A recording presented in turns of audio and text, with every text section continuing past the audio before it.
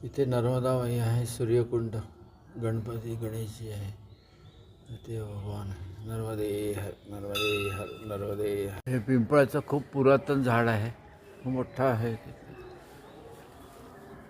हा सगळा परिसर आहे आता दाखवलं आहे हे आता हनुमान दादाचं मंदिर. हे इथून सगळं असं छान परिसर आहे, वेगवेगळे मंदिर आहेत. इथे शिव मंदिर आहे, भोलेनाथ बम बम भोलेनाथ भोलेनाथ. आणि इथे ही भारती महाराज यांची समाधी आहे.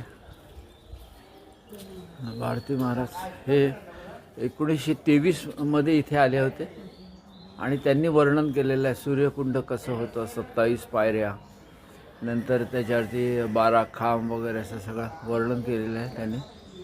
त्याच्यानंतर ते बरेच दिवस इथेच राहिले, मग इथे कुटी करून राहिले आणि हळूहळू मग हे क्षेत्र हे झालं. सूर्यकुंड खूप महत्त्वाचं आहे. आणि पलीकडे हे जे दिसते आहे हे नर्मदा माताचं मंदिर आहे, नर्मदे हर. इथे राधाकृष्णाचं मंदिर आहे, नर्मदे हर नर्मदे हर नर्मदे हर नर्मदे हर.